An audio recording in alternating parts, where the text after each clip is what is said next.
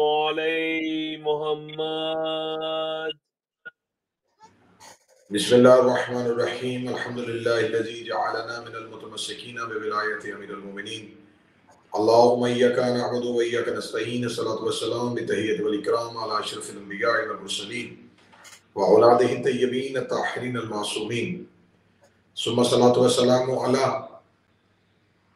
علی الحسین وأولاد الحسین واصحاب الحسین وانصار الحسین وعوان الحسین ولعن اللہ تعالی علی اعداء الحسین. اما بعد فقد قال رسول اللہ صلی اللہ علیہ وآلہ وسلم بسم اللہ الرحمن الرحیم ان الحسین مصباح الہدی و سفینۃ النجات بلند تر صلوات. اللہم صل علی محمد علی محمد. ناظرین گرامی قدر، سامعین محترم، آج ہم اپنے عشرہ محرم کی سوئین کی مجلس سے آپ سے مخاطب ہیں. دعا ہے خداوند متعال اس ولایت علی چینل 313 اور اس کے بانی اور اس کے مؤسس جناب سید انتصار شاہ صاحب، ان کے خانوادہ، ان کی توفیقات میں اضافہ فرمائے، جنہوں نے مسلسل ایک کوشش اور کاوش کی کہ ان ایام اعزاء میں ہم آپ کے سامنے مختلف قسم کے موضوعات کو لے کے آپ کی خدمت میں حاضر ہوں. آج کا موضوع اپنے حوالے سے ایک منفرد موضوع ہے، اور آج کا موضوع جو ہے اس میں بہت سے اتنا بڑا موضوع ہے کہ اس پہ آپ کھل کے بات کریں تو میرا خیال ہے کہ یہاں ایک مجلس واحدہ نہیں، مجالس عشرہ کی ضرورت ہے کہ آپ اس موضوع کو سمیٹ سکیں. موضوع ہے انصار حسین اور اصحاب حسینی کا کردار. اس میں سب سے پہلے آپ احباب کی خدمت میں ایک عرض کروں کہ حضرت امام حسین علیہ السلام کے اصحاب، جنہیں اصحاب الیمین بھی کہا جاتا ہے، اس انداز سے بڑے معتبر اور اس انداز سے بڑے منفرد ہیں کہ یہ کسی بھی معصوم کے، کسی بھی حجت کے واحد صحابہ ہیں جو ایک دن میں علیہ السلام کی منزل پہ آئے. اکثر لوگ یہ اعتراض کرتے ہیں کہ دیکھیں صاحب، علیہ السلام یہ نبیوں کا خاصہ ہے، اور امام حسین علیہ السلام کے اصحاب کے ساتھ علیہ السلام کہنا سمجھ سے بالا تر ہے. تو ان احباب کی خدمت میں یہ عرض کروں گا کہ دیکھیں، آئیں پہلے قرآن سے پوچھیں کہ کیا اصحاب حضرت امام حسین علیہ السلام کے نام کے ساتھ علیہ السلام کہا جا سکتا ہے یا نہیں کہا جا سکتا. اس کی میں ایک سنگل اور ایک واحد دلیل ایک ایسی دینے لگا ہوں جس کے بعد شاید دوسری دلیل کی ضرورت نہ پڑے. خدا قرآن میں کہتا ہے سلام علی من اتبع الہدی، سلام ہو ان لوگوں پر جو خدا کی اتباع کرتے ہیں. سلام ہے ان لوگوں پر جو خدا کے پیچھے چلتے ہیں. یہ قرآن نے نص دی ہے کہ ایسے لوگوں پر اللہ کا سلام ہو جو خدا کی پیروی کرتے ہیں. خدا یعنی کہ ہدایت، یہاں لفظ خدا آیا ہے، اور یہاں اسی خدا کو جب میں دوسری جگہ پہ بیان کروں گا تو سمجھنا آسان ہو جائے گا. یعنی کہ خدا کہہ رہا ہے کہ سلام ہو ان بندوں پر. اب یہاں پر سوال ہے کہ انہیں علیہ السلام کیوں کہا جاتا ہے. علیہ السلام یہ ہے، علیہ السلام کا لفظی مطلب یہ ہے کہ ان لوگوں پر اللہ کا سلام ہو. یہاں آیت کہہ رہی ہے کہ ان لوگوں پر اللہ کا سلام ہو جو خدا کی پیروی کرتے ہیں، جو خدا کے پیچھے چلتے ہیں، جو خدا کی اطاعت کرتے ہیں. اب یہاں پر قرآن کی مفسرین نے لکھا کہ خدا سے مراد ہدایت ہے. آئیے بارگاہ رسالت امام میں چلتے ہیں، جنہوں نے قرآن کی تفسیر بیان کرنی ہے، جن کا لفظ لفظ قرآن ہے، جو بولتے وہی ہیں جو وہی کہتی ہے، جو قرآن کے اشعاروں کو سمجھتے ہیں، جو قرآن کے لہجے کو سمجھتے ہیں، جن کی زبان قرآن ہے، جن کا نطق قرآن ہے، جو نطق بھی کرتے ہیں تو وہی سے کرتے ہیں، جب ہم رسالت امام کی بارگاہ میں پہنچتے ہیں تو وہاں رسالت امام کی بارگاہ سے ہمیں ایک حدیث ملتی ہے، جس حدیث اور اس آیت کا آپس میں لفظوں کا موازنہ بھی کریں، اس آیت کے ساتھ ان کو تولے بھی تو بڑی بہترین طریقے سے ہوتی ہے، کیونکہ معصوم کا فرمان ہے کہ اگر ہماری حدیث کو قرآن کی آیت کے ساتھ ملا کے دیکھو، اگر وہ مل جائے تو ٹھیک، ورنہ دیوار پہ بے مارو، وہ ہماری نہیں ہے۔ جب ہم نے حدیث پیغمبر کو دیکھا تو ایک حدیث پیغمبر جسے میں نے عشرہ محرم میں موضوع بنا کے رکھا، رسالت مآب صلی اللہ علیہ وآلہ وسلم کہتے ہیں ان الحسین مصباح الہدا، میرا حسین ہدایت کا چراغ ہے، مصباح ہے، میرا حسین خدا کا چراغ ہے۔ اور یہاں خدا قرآن میں کہتا ہے سلام ہو ان بندوں پہ جو خدا کے پیچھے چلتے ہیں، اور رسول کہتے ہیں کہ میرا حسین خدا ہے۔ اس کا مطلب ہے کہ قرآن سے واضح ہو گیا کہ خدا کہتا ہے میرا سلام ہو ان بندوں پہ جو حسین کی اتباع کرتے ہیں، جو حسین کی پیروی کرتے ہیں۔ جیو قبلہ، نعرہ حیدری یا علی علی علی علی علی، جیو قبلہ۔ تو کربلا میں صحابہ حسینی کا کردار کچھ اس انداز سے منفرد ہے کہ یہاں پر مختلف، صرف یہ نہیں ہے کہ یہاں بنی ہاشم آئے ہیں، یہاں پر اولاد رسول، خاندان رسول کے لوگ آئے ہیں، نہیں، یہاں پر خاندان رسول کے لوگوں سے ہٹ کے اگر یہاں پر نوکر بھی آئے ہیں تو وہ بھی آقا کے ساتھ آئے ہیں۔ مثلا اگر یہ نہیں ہے کہ یہاں پر مولا علی کے بیٹے ہیں، اگر حضرت عباس کے بھائی ہیں، اور یہاں پر بنی ہاشم کے دوسرے لوگ ہیں، امام حسین علیہ السلام کے فرزندان ہیں، تو وہ ایک علیحدہ منزل پہ ہیں اور اصحاب ایک علیحدہ منزل پہ نہیں، منازل ایک ہو گئی، منزل ایک ہو گئی، ہاشمیوں کی بھی نوکروں کی بھی۔ کس وجہ سے؟ کہ دونوں کی منزل کا نام حسین، کیا بات، دونوں ہی امام حسین پہ مر مٹنے کے لیے تیار ہیں۔ یہی وجہ ہے کہ آج مورخ کربلا کی جنگ کو جنگ کربلا نہیں لکھ سکا، وہ واقعہ کربلا لکھتا ہے، اس لیے کہ وہ کہتا ہے کہ اس جنگ میں جنگ والا کوئی اصول ہی نہیں ہے۔ اس نے خیبر کو جنگ لکھا، خندق کو جنگ لکھا، احد کو جنگ لکھا، صفین کو جنگ لکھا، جمل کو جنگ لکھا، لیکن مورخ چاہتے نہ چاہتے ہوئے بھی کربلا کو جنگ کربلا لکھ سکا، کربلا کو واقعہ کربلا لکھا۔ کربلا کو واقعہ کربلا کیوں لکھا؟ اس لیے کہ جتنے جنگوں کے اصول ہوتے ہیں وہ کربلا میں ہے ہی نہیں، کیونکہ جنگوں کے اصول ہوتے ہیں کہ اقلیت ہار جاتی ہے، اکثریت جیت جاتی ہے۔ جنگوں کے اصول ہوتے ہیں کہ پیاسے ہار جاتے ہیں اور جن کے لبوں پہ پانی ہوتا ہے وہ جیت جاتے ہیں۔ لیکن یہاں پر تاریخ نے منظر ہی بدل دیا، یہاں پر 72 نے 9 لاکھ کو ہرا دیا، یہاں پر پیاسوں نے دریا کو ہرا دیا، یہاں پر بھوکوں نے کھانا پینا کھاتے ہوئے کو ہرا دیا، یہاں پر تیر تلوار کمان اپنے پاس رکھنے والوں کو ایک نہتوں نے ہرا دیا۔ یہاں پر تاریخ حیران ہو گئی کہ یہ کیسی منفرد سی جنگ ہے کہ یہاں صبح عشور سے لے کے عصر عشور تک 6 گھنٹے تک مسلسل ایک 72 کی فوج جو ہے وہ 9 لاکھ کو روک کے رکھتی ہے۔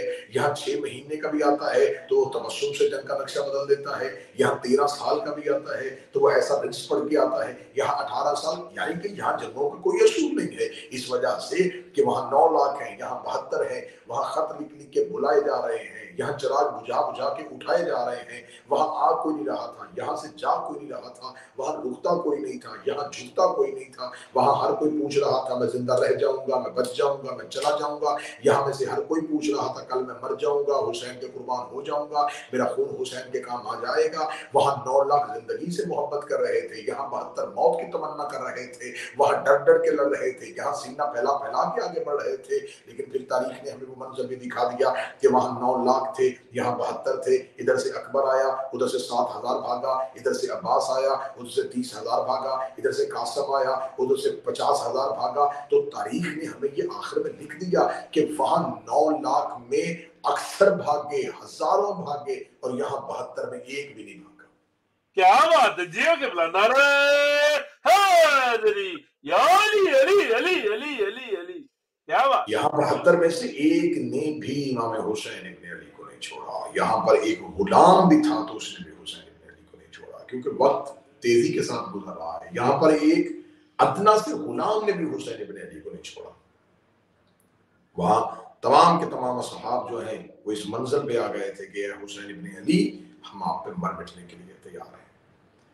چراغ بجھایا جا رہا ہے، تو میں تو اکثر اپنی تقاریر میں یہ لفظ کہا کرتا ہوں کہ خیمہ حسینی میں چراغ بجھ گیا اور 72 سورج طلوع ہو گئے۔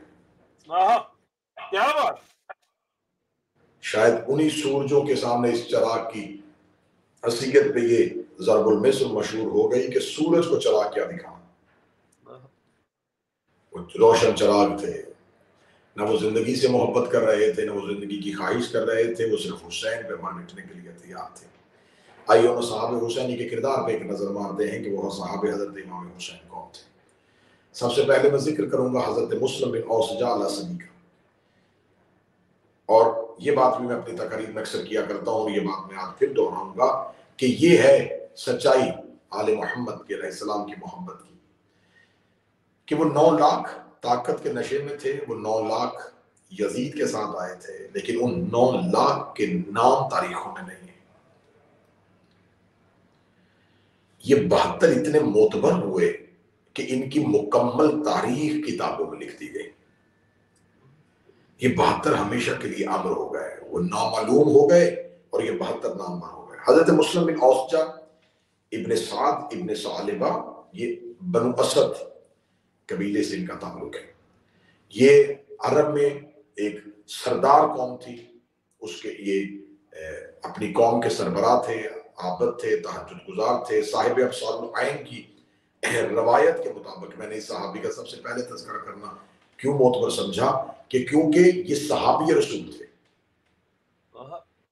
حضرت مسلم بن اوسجا صحابی تھے۔ جو کہتے ہیں کہ شیعہ صحابہ کو نہیں مانتے، ہمیں بتاؤ صحابہ کا قاتل کون ہے؟ مسلم بن اوسجا اسدی صحابی رسول تھے، محدث تھے، معتبر ترین احادیث جو تھی، روایات اور احادیث جو ہیں وہ حضرت مسلم بن اوسجا سے نقل ہوئی۔ یہ رسالت مآب کی حدیثوں کے راوی بھی ہیں۔ اگلی خصوصیت ان کی، یہ فارس کی جنگ میں جو اسلام کی اشاعت کے لیے جنگ ہوئی تھی، اس میں ان کا ایک مرکزی کردار تھا، اور جب ایران کے ترکستانی علاقہ آذربائیجان کو فتح کیا تو آذربائیجان کی فتح میں بھی جناب مسلم بن اوسجا جو تھے وہ اس میں موجود تھے، اور اس روز تاریخ کہتی ہے کہ انہوں نے آذربائیجان کی جنگ میں 6 مشرکین کو قتل کیا تھا، اور اس وقت ان کی عمر جو تھی وہ 20 سال تھی، اور واقعہ کربلا میں ان کی عمر جو ہے وہ 60 سال ہے۔ ضعیف العمر تھے۔ جب جناب مسلم بن عقیل کوفہ میں وارد ہوئے اور حضرت امام حسین علیہ السلام کی بیعت جو ہے وہ حضرت مسلم نے اہل کوفہ سے لینی شروع کی ہے، تو مسلم بن اوسجا نے اس بیعت کی خدمت میں ایک اپنا نمایاں کردار ادا کیا ہے، اور لوگوں کو حضرت امام حسین کی بیعت کے لیے آمادہ کرتے تھے، لوگوں کے گروہوں کو حضرت مسلم بن عقیل کے پاس لے کے آتے تھے۔ یعنی کہ یہ صرف بیعت کرنے والے نہیں تھے، یہ بیعت کروانے والوں میں سے تھے۔ جیو قبلہ۔ تو جب حضرت مسلم بن عقیل جو ہیں وہ جناب حانی بن عروہ کے گھر منتقل ہوئے، اور ابن زیاد نے جناب مسلم بن عقیل کا خبر لگانے کی کوشش کی کہ مجھے پتا چلے کہ جناب مسلم بن عقیل کہاں ہیں، اور اپنے غلام معقل کے ذریعے سے اس نے مخبری کروائی۔ تو اس وقت جناب حانی بن عروہ کے گھر میں جناب مسلم بن عقیل کے ساتھ جناب مسلم بن اوسجا بھی تھے۔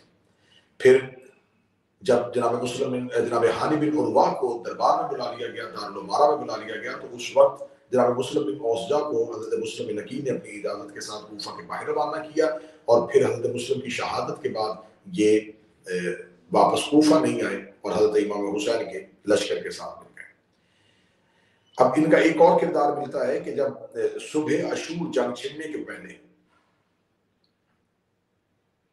شمر ملعون جو ہے اس نے حضرت امام حسین علیہ السلام کے سامنے آ کے، حضرت امام حسین کے خیمے کے باہر آ کے صبح عاشور کے وقت اس نے ایک گستاخانہ شعر پڑھا تھا۔ تو حضرت مسلم بن اوسجا نے اس وقت حضرت امام حسین علیہ السلام سے اجازت مانگی کہ مولا مجھے اجازت دے، میں اس ملعون کا ایک ہی تیر سے کام تمام کر دوں۔ 60 سال کا ضعیف صحابی رسول ہے، حضرت امام حسین سے جرت یہ ہے کہ وہ کہتا مجھے صرف ایک تیر چلانے کی اجازت دے۔ انہیں پتا تھا کہ حجت کے سامنے جو کہہ دینا ہے وہ کرنا ہے۔ تو جناب مسلم بن اوسجا نے یہ نہیں کہا کہ مجھے جنگ کرنے دے، مجھے لڑنے دے، فرمایا مجھے صرف ایک تیر چلانے کی اجازت دے، میں ایک تیر سے اس کا ملعون کا کام تمام کر دوں گا۔ لیکن حضرت امام حسین نے اس وقت جناب مسلم بن اوسجا کو منع کیا، اور عمر ابن سعد کی فوج کے میمنہ جو تھا وہ فرات کے جانب سے انہوں نے حضرت مسلم بن اوسجہ نے فوجیں حضرت امام حسین علیہ السلام کی حفاظت کے لیے تھے، تو جب انہوں نے دائیں جانب سے حملہ کیا تو حسینی فوج کے محسدہ نے جب حملے کا جواب دیا تو اس جنگ میں جب دشمن کو پسپا کر رہے تھے، یعنی کہ پیچھے کی جانب لے کے جا رہے تھے، اس وقت جناب مسلم بن اوسجہ جو ہیں وہ اس حملے میں شہید ہوتے ہیں۔ اور جناب مسلم بن اوسجہ اور جناب حبیب بن مظاہر، کیونکہ دونوں کا قبیلہ بھی ایک تھا اور دونوں کی تقریباً عمریں بھی ایک تھیں، تو جناب مسلم بن اوسجہ اور جناب حبیب بن مظاہر جو تھے، جناب حبیب بن مظاہر اور مسلم بن اوسجہ، ان کی آپس میں ایک محبت بھی تھی امام حسین علیہ السلام کے ساتھ، اور آپس میں ایک دوستی بھی تھی۔ اب دوسرے صحابی ہیں عبداللہ ابن عمیر الکلبی۔ یہ طبری کی روایت کے مطابق ان کی زوجہ جو تھی وہ ام وہب تھی، اور یہ کلب، بنی کلب تک قبیلہ جو ہے ان کے ساتھ یہ منسلک تھے، اس قبیلے سے ان کا تعلق تھا۔ کوفہ کے رہنے والے تھے، اور طبری کی روایت کے مطابق قبیلہ حمدان کے یہ سربراہ تھے، اور کوفہ کی گنجان آبادی جو تھی اس میں ان کے مکانات تھے۔ جناب عبداللہ ابن عمیر کلبی جو تھے، یہ جب جناب مسلم بن عقیل، کیونکہ یہ میں پہلے وہ کردار آپ کے سامنے پڑھ رہا ہوں جنہوں نے کوفہ میں مرکزی کردار ادا کیا حضرت امام حسین علیہ السلام کی بیعت کروانے میں۔ جب حضرت مسلم کوفہ میں موجود تھے اور جناب مسلم کی شہادت ہو گئی تو ابن زیاد نے قتل امام حسین کی تیاری شروع کی، تو عبداللہ ابن عمیر اپنے اس مکان میں تھے جو کوفہ کے گنجان میں تھا۔ جب ان کو موجودہ واقعات کی اطلاع ملی کہ ابن زیاد جو ہے اس نے مسلم بن عقیل کو شہید کر دیا ہے اور جناب امام حسین علیہ السلام کی شہادت کے لیے جناب امام حسین کے قتل کی تیاری کر رہا ہے، تو ابن زیاد نے اپنا ایک لشکر جو ہے وہ نخیلہ، یہ کوفہ سے لے کے نجف کے درمیان ایک منزل ہے جہاں پہ حضرت امام مولا امیر المومنین علی بن ابی طالب نے نہروان کی جنگ جاتے ہوئے مقام نخیلہ، یہ ایک جگہ تھی، یہ مقام تھا جہاں پر فوجیں رکتی تھی، وہاں پر جا کے ابن زیاد نے اپنے لشکر کو روکا اور یہ کربلا کی جانب روانہ کر رہا تھا۔ تو عبداللہ ابن عمیر نے اپنے ایک غلام یا اپنے ایک دوست کے ذریعے سے خبر دی کہ پتہ کرو یہ ابن زیاد کا جو بہت بڑا لشکر ہے یہ کہاں کی طرف جا رہا ہے۔ تو پتہ چلا کہ یہ حضرت امام حسین علیہ السلام کا رستہ روکنے کے لیے جو مکہ سے عازم سفر ہے اور کوفہ کی جانب آ رہے ہیں، تو اس طرف بڑھ رہا ہے۔ تو اب یہاں پر عبداللہ ابن عمیر کلبی جو ہے وہ اپنے گھر سے نکلے ہیں اور اپنے رستے کو تبدیل کر کے کہ تاکہ حضرت امام حسین علیہ السلام کو جا کے یہ خبر دو کہ ملعون ایک بہت بڑا لشکر لے کے آپ کا رستہ روکنے کے لیے آ رہا ہے۔ تو یہ حضرت امام حسین علیہ السلام کے پاس پہنچتے ہیں۔ جو ہی حضرت امام حسین علیہ السلام کے پاس پہنچتے ہیں تو یہ اس جوان کا حضرت امام حسین بڑی جرت کے ساتھ استقبال کرتے ہیں۔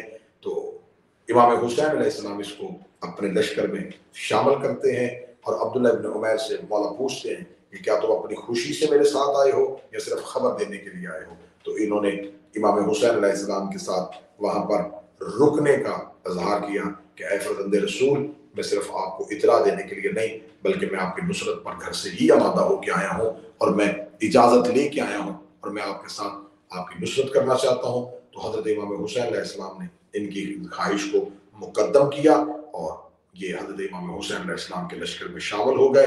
اور جناب مسلم بن اوسجہ جو میں نے پہلی شہادت پڑھی ہے، جب وہ حملہ کر رہے تھے فوج اشقیاء پہ جنہوں نے میمنہ سے حضرت امام حسین علیہ السلام کے لشکر پہ حملہ کیا تھا، تو اس وقت یہ جناب مسلم بن اوسجہ کے ساتھ، یعنی کہ وہ دائیں طرف کا حملہ روک رہے تھے تو بائیں طرف جو ہے وہ عبداللہ عمیر تھے، اور وہاں پر جناب عبداللہ عمیر کلبی کی ایک شہادت ہوتی ہے۔ اور امام حسین علیہ السلام ان دونوں شہداء کی لاشوں پہ جاتے ہیں، ان دونوں شہداء کی لاشوں پہ جا کے حضرت امام حسین علیہ السلام کے کچھ اشعار ہیں جو تاریخ نے رقم کیے ہیں، جو حضرت امام حسین علیہ السلام نے ان کی محبت میں وہاں پر بیان کیے۔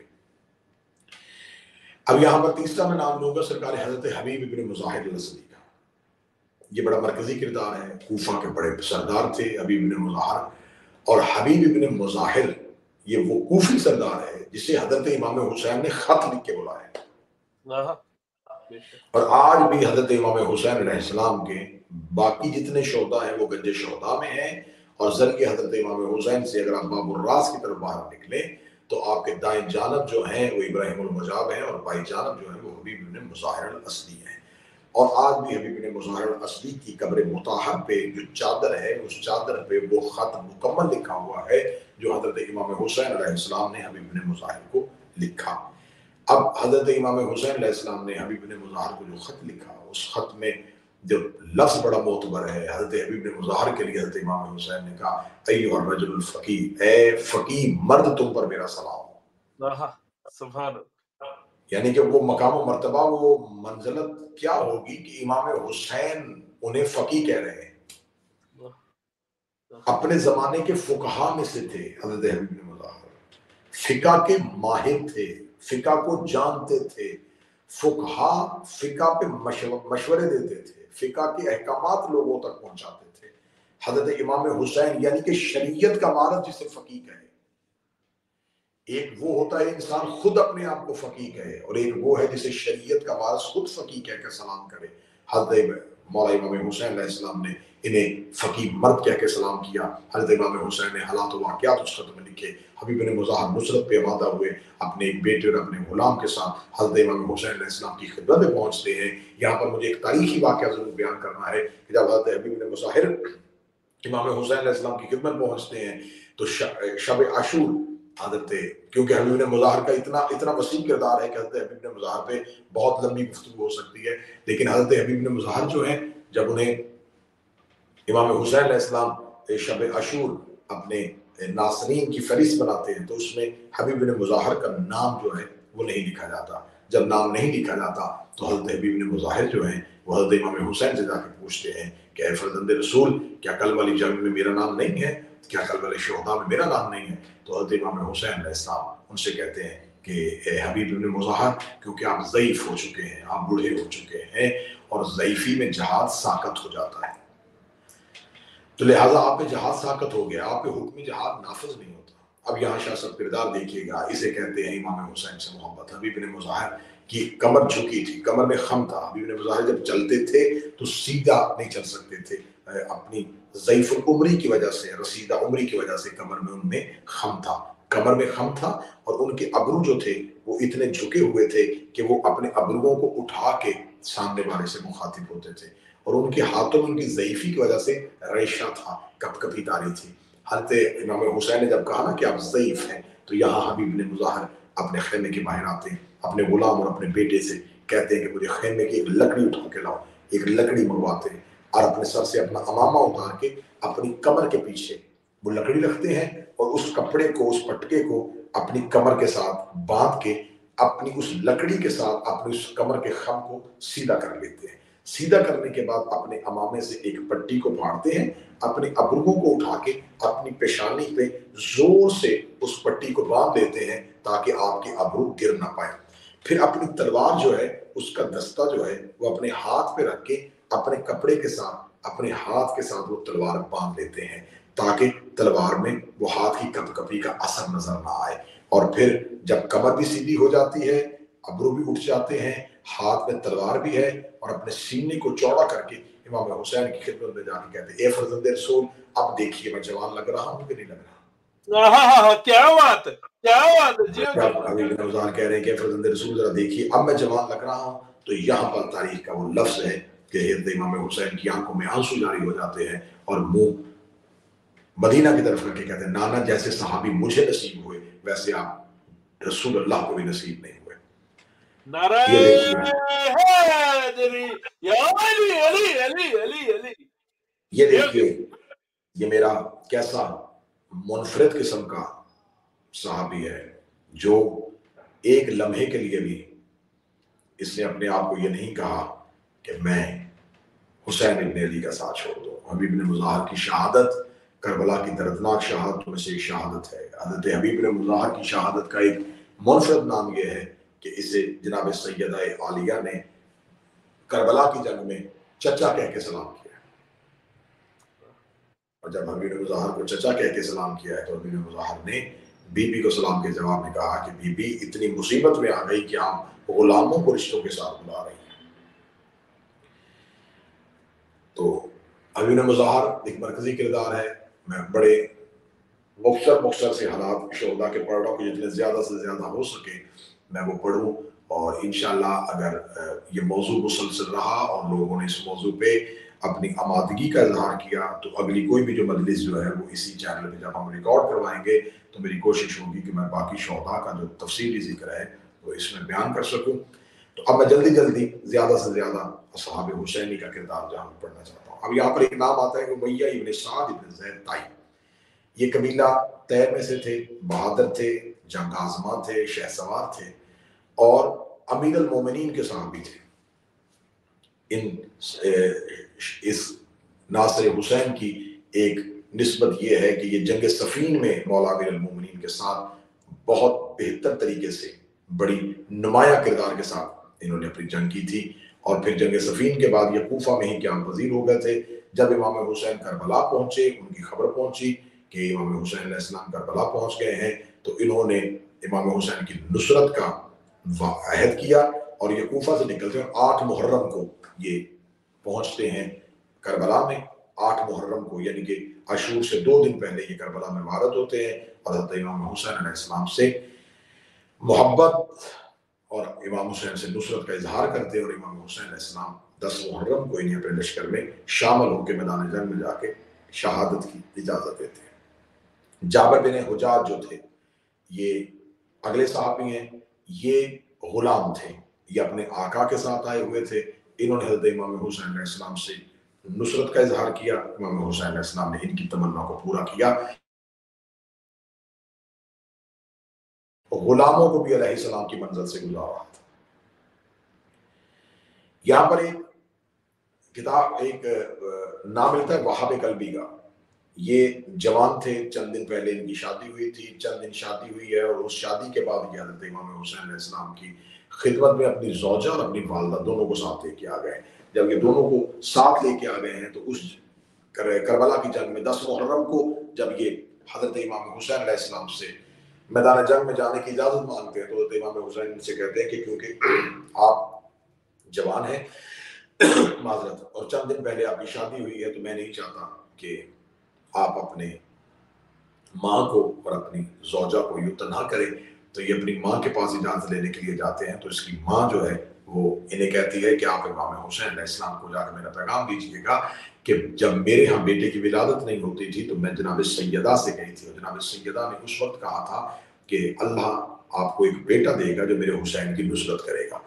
تو اے فرزند رسول، میں نے تو بیٹا مانگا ہی آپ کی نصرت کے لیے تھا، تربیت ہی آپ کی نصرت کے لیے کی ہے، پالا ہی آپ کی نصرت کے لیے تھا۔ تو امام حسین نے جب ان کی ماں کی زبان سے اپنی ماں کا یہ پیغام سنا تو آنکھوں میں آنسو آ گئے، اور وہاب قلبی کو جنگ میں جانے کی اجازت دی۔ جب وہ میدان جنگ میں پہنچتے ہیں تو یہاں پر جملہ جس کو میں معتبر سمجھ کے سنانا چاہتا ہوں کہ ان کی ماں کا کردار تاریخ میں، تاریخ کربلا میں بڑا نمایاں ہے کہ جب یہ میدان جنگ میں شہید ہوتے ہیں تو ان کا قاتل جو ہے وہ وہاب قلبی کا سر اپنی تلوار کی نوک پہ لا کے اور ان کی ماں کے خیمے کے باہر سر کو پھینکتا ہے، تو وہ ماں جس کو کروڑوں سلام کرو وہ خیمے سے باہر آتی ہے، اور جس شدت سے سر پھینکا جاتا ہے وہ سر پکڑ کے اسی شدت کے ساتھ فوجی اشکیا میں واپس پھینکتی ہے، اور پھینکتے ہوئے کہتی ہے جو چیز ہم حسین کو دے دیں ہم واپس نہیں دیتے۔ کیا بات ہے، کیا بات! میں نے یہ بیٹا حسین ابن علی کو دے دیا تھا، تو اب یہ حسین ابن علی کے نام تھا۔ اب یہاں پر ایک اور منفرد سا میں نام لینے لگا ہوں، اخنف۔ اخنف جو تھے اس کے حوالے سے یہ بڑا معتبر سا ایک جملہ میں کہنے لگا ہوں۔ ان کے ساتھ ایک لقب آتا ہے ذو شہادت ہے، 2 شہادتوں والا، اور آپ یقیناً حیران ہوں گے کہ یہ میدان احد کا شہید ہے، یعنی کہ احد کے میدان میں شہید ہو چکے تھے۔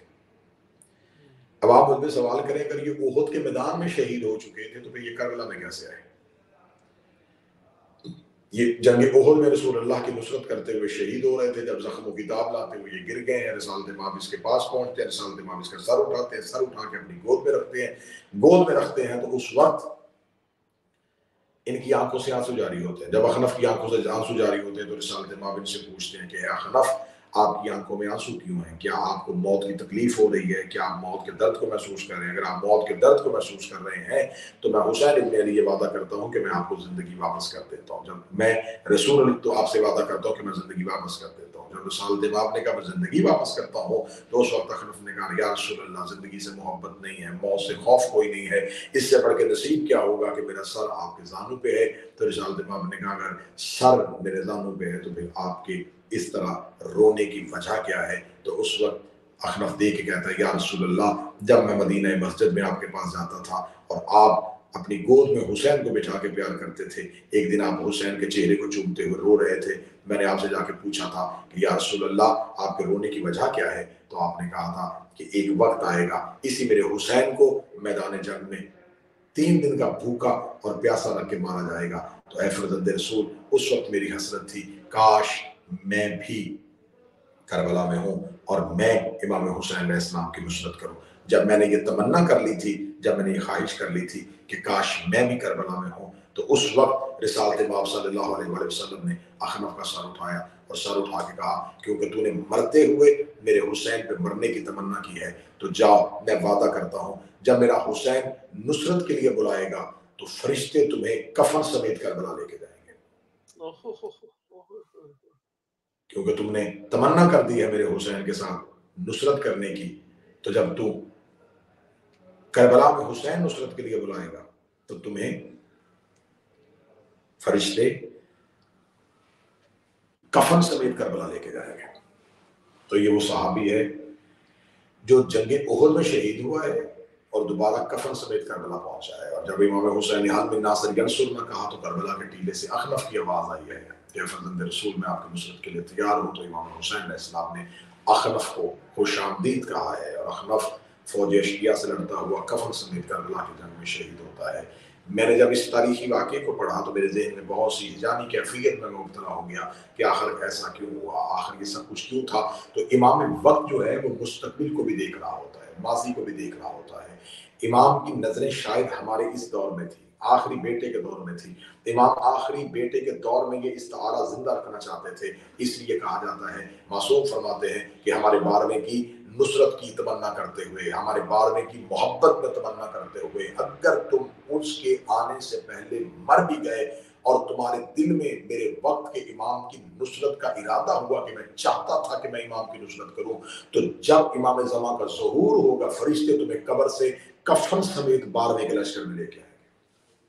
نعرہ حیدری یا علی علی علی علی. کیا بات ہے کہ آپ کو کفن سمیت کربلا پہنچایا جائے گا اور آپ اپنے وقت کے امام کی نصرت کریں گے. یہاں پر جناب سعید ہیں جنہیں حضرت امام حسین علیہ السلام نے خط لکھ کے کوفہ سے بلوایا تھا. یہاں پر ایک چھوٹا بچہ ہے، اس کا میں ذکر پہلے کر دوں گا کیونکہ ان کی شہادتوں کے ساتھ مسلم کی روایات متصل ہو جاتی ہیں. عبداللہ اس بچے کا نام ہے اور یہ کہا جاتا ہے کہ یہ شہداء کربلا میں سے کسی ایک کا فرزند تھا، اور ایک روایت ہے کہ نہیں، یہ خاندان بنی ہاشم میں سے ہی کوئی بچہ تھا جو شہزادہ علی اصغر کی شہادت کے بعد اس کی شہادت ہے. یہ بچہ جو ہے جب حضرت امام حسین علیہ السلام کو شبر ملعون قتل کرنے کے لیے، شہید کرنے کے لیے امام کی پشت میں سوار تھا تو اس وقت اس بچے کو اس کی ماں نے اس کے گلے میں تلوار لٹکا کے مقتل میں بھیج دیا. اور کتابیں کہتی ہیں کہ جب یہ بچہ اپنے گردن میں اس کے ماں نے تلوار لٹکائی ہوئی تھی اور تلوار یقیناً جو تھی وہ بڑی تھی، تو کتابیں کہتی ہیں کہ اس بچے کا قد جو تھا وہ تلوار سے چھوٹا تھا، یعنی کہ تلوار ریت پہ خط کرتی ہوئی آ رہی تھی اور اس بچے کے گلے میں تلوار لٹکی ہوئی تھی. اور یہ اس شدت اور اس جذبے کے ساتھ خیمے سے باہر نکلا ہے اور سیدھا دوڑا ہے امام حسین کی طرف، اور اس کے ہاتھ میں کچھ نہ آیا تو اس نے ایک پتھر اٹھا کے شبر ملعون کی پیشانی میں مارا ہے. اور شبر ملعون نے اپنے تلوار کے ساتھ وہی تلوار جو امام حسین، وہی خنجر جو امام حسین کی قتل کے لیے استعمال کر رہا تھا، اسی خنجر کے ساتھ اس بچے کی گردن کو تن سے جدا کیا ہے. لیکن اس بچے کا ایک پتھر آج تک تاریخ میں لکھا ہوا ہے. اس کے ایک پتھر کو آج تک تاریخ نے یاد کیا ہوا ہے کہ اس نے حسین کی محبت میں حسین کے دشمن کو ایک پتھر مارا تھا. اور آج وہ بچہ بھی علیہ السلام کی منزل پہ ہے. آج وہ بچہ بھی دعائیں اور مناجات مانگی جائیں تو وہ بھی آپ کی حاجات کو پورا کر سکتا ہے. اب آگے بڑھتے ہیں جناب سعید کی طرف. جناب سعید امام حسین علیہ السلام کے ساتھی ہیں, کوفہ میں رہنے والے ہیں. امام حسین کی نصرت کی تمنا ان کے ذہن میں تھی. یہ بھی جوان ہے اور امام حسین علیہ السلام نے اپنے آخری وقت میں انہیں بھی خط لکھ کے بلایا ہے. جب قاصد دروازے پہ گیا ہے تو جناب سعید جو تھے یہ گھر میں تھے. دروازے پہ دستک ہوئی, انہوں نے دروازہ کھولا. جب دروازہ کھولا تو ایک خوبصورت نوجوان, چہرے پہ خوبصورت داڑھی. قاصد نے دیکھ کے کہا کہ آپ سعید ہیں؟ انہوں نے کہا میں سعید ہوں. انہوں نے کہا کہ میں قاصد ہوں امام حسین کا, انا مرید الحسین, میں حسین کا قاصد. قاصد کا نام آنا تھا. سعید دیکھ کے کہتے کیا مدینے سے آئے؟ تو قاصد کہتا مدینے سے نہیں, میں عراق کے شہر کربلا سے آیا ہوں, عراق کے ریگستان نینوا سے آیا ہوں. جب کربلا کا نام آنا تھا تو سعید دیکھ کے کہنے لگا کہ امام حسین علیہ السلام عراق ہے؟ تو انہوں نے کہا کہ ہاں امام حسین عراق ہے. تو کہا کہ مجھے تو خبر ہوئی تھی کہ حسین ابن علی مکہ پہنچے ہیں. انہوں نے کہا وہ مکہ سے کوفہ آنے کا ارادہ کرتے تھے یا انہیں روک کے ان کو آمادہ کر لیا گیا ہے اور انہیں کربلا میں اتار دیا گیا ہے. سعید باقی حالات پوچھنا چاہتا تھا. یا قاصد نے کہا کہ باقی حالات نہ پوچھئے, میں آپ کو خط دیتا ہوں, وہ خط پڑھیے. اور امامہ سے خط نکال کے سعید کے حوالے کیا. جناب سعید بڑے جستجو میں تھے کہ آخر یہ سب ماجرا کیا ہے, حسین ابن علی کیوں اس ریگستان الصحرا میں ہیں. تو سعید خط کھولنے لگا تو قاصد نے آ کے کہا کہ میں معافی چاہتا ہوں, خط بازار میں نہیں, خط گھر جا کے کھولیے گا. سعید اپنے گھر کے اندر آتے ہیں تو سعید کی والدہ جو ہے وہ مصلی عبادت پہ بیٹھی ہے. آواز دے کے پوچھی سعید؟ جی اماں. سعید کون تھا؟ اماں قاصد. سعید کس کا؟ اماں مولا حسین کا. حسین کا نام آنا تھا. سعید کی ماں وہیں پہ مصلی پہ سر سجدے میں رکھ کے کہتی مولا شکریہ, آپ نے نوکروں کو یاد کیا, آپ نے غلاموں کو یاد کیا. جناب سعید کی بہنیں اپنے اپنے کمروں سے نکل کے جناب سعید کو ایک ہلکے میں لیتی ہیں. کوئی بہن کہتی ہے خط جلدی کھولیں, ہو سکتا ہے قمر کی شادی کا ہو. کوئی بہن کہتی ہے خط جلدی کھولیں, ہو سکتا ہے قاسم کی شادی کا ہو. جناب سعید خط کھولتے ہیں, پہلی سطر پہ نظر پڑتی ہے تو جناب سعید کی پیشانی دیوار پہ آ کے لگتی ہے. ماں رو کے کہتی سعید کیا ہوا؟ سعید تڑپ کے کہتے ہیں ماں پہلے مولا حسین خط لکھتے تھے تو اس میں کوئی نہ کوئی آیت اور لکھی ہوتی تھی, آج لکھا ہوا ہے قالوا انا للہ و انا الیہ راجعون. اما میں گھبرا گیا ہوں, میرے حسین پہ مشکل بن گئی. جب کہا خط پڑھیے تو اس خط کا جو متن تھا, اس خط کا جو مضمون تھا, اس میں لکھا تھا اے سعید, میں 28 رجب کا وطن چھوڑ کے مدینہ سے مکہ پہنچا. میں حج پڑھنے کا ارادہ رکھتا تھا لیکن مسلمانوں نے مجھے حج نہ پڑھنے دیا. میں کوفہ کی طرف آ رہا تھا, انہوں نے قادسیہ کے مقام پہ میرا رستہ روک کے مجھے نینوا اور غازریہ اور کرب و بلا کے صحرا میں اتار دیا ہے. سعید ہو سکے تو میری مدد کے لیے آؤ. اتنا پڑھنا تھا. سعید تڑپ کے کہنے لگا اماں کیا حکم ہے؟ ماں دیکھ کے کہنے لگی دودھ اس وقت بخشوں گی جب سن بیٹھوں گی تیری لاش پہ گھوڑے دوڑ گئے. سعید خط بند کرنے لگتا ہے. یا سعید کی چھوٹی بہن سعید کے پاؤں پہ ہاتھ رکھ کے کہتی ہے جلدی نہ کیجیے, کوئی چیز خط کی دوسری جانب بھی لکھی ہے. جب سعید خط کو پلٹتے ہیں تو تڑپ کے کہتے اماں اجڑ گئے, حسین اکیلے نہیں گئے, علی کی بیٹیاں بھی ساتھ آئی ہیں, شہزادی زینب و کلثوم بھی ساتھ آئی ہیں.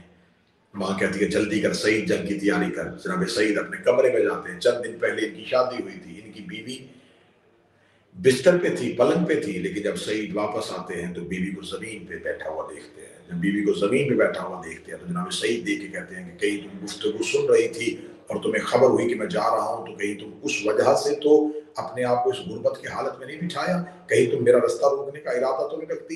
یا سعید کی زوجہ دیکھ کے کہیں گے سعید باہر دروازے پہ دستک ہوئی, آپ دروازے پہ گئے, یا ایک مستور میرے کمرے میں آئی. اس کا سیاہ لباس تھا اور اس کا پہلو پہ ہاتھ تھا. تو میں نے پوچھا کون ہے؟ تو کہا کہ انا فاطمہ الزہرا بنت محمد, میں محمد کی بیٹی فاطمہ ہوں. میں نے بی بی کو اٹھ کے سلام کیا. میں نے کہا بی بی ہم غریبوں کے گھر کیوں آئی ہیں؟ تو بی بی کی آواز آئی میرے حسین نے سعید کو بلایا ہے, میرے سعید کا رستہ نہ روکنا. جناب سعید تڑپ رہے, تڑپ کے جناب سعید کہتے ہیں کہ پھر اگر تو آپ اپنے والدین کے گھر جانا چاہیں تو میں والدین کے گھر چھوڑوں, اگر طلاق چاہیں میں طلاق دوں, آزاد ہونا چاہیں میں آزاد کروں. بیوی دیکھ کے کہتی سعید حیران ہوئی اس بات پہ.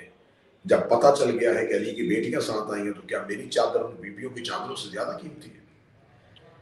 جناب سعید کی آنکھوں میں خوشی کے آنسو آئے. فرمایا میں تم سے نصرت کا اظہار چاہتا تھا کہ کیا تم میری محبت میں جا رہی ہو یا حسین کی محبت میں جا رہی ہو؟ وہ دیکھ کے کہتی آپ جیسے ہزاروں شوہر ہوں، میں حسین ابن علی سے قربان کروں، میں تو خود حسین کی محبہ ہوں، میں حسین کی محبت کرنے والی ہوں۔ سعید گھوڑے پہ زین رکھتے ہیں، اپنی زوجہ کو ساتھ بٹھاتے ہیں، سعید اپنے گھوڑے کو سر پر دوڑاتے ہیں۔ ادھر سعید کا گھوڑا کربلا میں غارت ہوتا ہے، یا سعید کے گھوڑے کا کربلا میں ورود ہونا تھا، یا سعید کی زوجہ دیکھ کر سعید گھوڑا تیز دوڑائیے، سعید گھوڑا تیز دوڑائیے۔ سعید دیکھ کے کہنے لگا حیوان ہے، مر جائے گا؟ کہتی مرتا ہے تو مر جائے۔ سعید نے کہا ہوا کیا ہے؟ کہتی جب سے اس جنگل میں آئے ہیں مجھے ایک آواز سننے کو مل رہی ہے، حل من ناصر ینصرنا، حل من ناصر ینصرنا، حل من ناصر ینصرنا۔ سعید گھوڑا تیز دوڑائیے۔ سعید گھوڑے کو سر پر دوڑاتے ہیں۔ جو ہی کربلا کے صحرا میں سعید کا گھوڑا دوڑنا شروع ہوتا ہے، یا اچانک دیکھتے ہیں سعید کہ سعید کی زوجہ گھوڑے سے گر جاتی ہے۔ سعید دیکھ کے کہتے ہیں کیا ہوا، گر کیوں گئی؟ رو کے کہتے سعید تو گھوڑا دوڑا۔ سعید نے کہا ہوا کیا ہے؟ رو کے کہتی ہے جب آپ کربلا میں اس جنگل میں وارد ہوئے ہیں تو میں نے پیچھے مڑ کے دیکھا، وہی مستور جو میرے گھر میں آئی تھی وہ میرے گھوڑے کے پیچھے دوڑ رہی ہے، اس کے سر پہ اسی کربلا کی خاک ہے۔ رو کے کہتی سعید کو کہ گھوڑا تیز دوڑا، میری بیٹیاں غریب ہو گئی، گھوڑا تیز میرا حسین غریب ہو گیا۔ سعید اس حالت میں جاتے ہیں کہ حسین ابن علی زخموں سے لطپت ہیں۔ سعید جا کے قدموں میں گرتے ہیں، سعید جا کے کہتے ہیں مولا حسین مجھے میدان جنگ میں جانے کی اجازت دیجیے۔ اب یہاں پہ مولا حسین کی غربت کا ایک جملہ سنیے گا، یہ ہے کریم حسین ابن علی کی، واہ رے میرا مولا حسین تو کتنا کریم تھا، خود زخموں سے چور ہیں، خود اکبر جا چکے ہیں، عباس جا چکے ہیں، قاسم جا چکے ہیں، بیٹوں بھتیجوں کی لاشیں اٹھا چکے ہیں، خود زخموں سے چور ہیں۔ اور سعید جب آ کے اجازت مانگتا ہے تو اس وقت حسین ابن علی کہتے اے سعید میں تیری کوئی خدمت نہیں کر سکا، تو میرا مہمان تھا، میں سخی باپ کا بیٹا ہوں، میں کریم باپ کا بیٹا ہوں۔ سعید تو اس وقت میرے پاس مہمان بنا جب میں عالم غربت میں تھا۔ سعید میں تجھے پانی نہیں پلا سکا، سعید میں تجھے کھانا نہیں کھلا سکا۔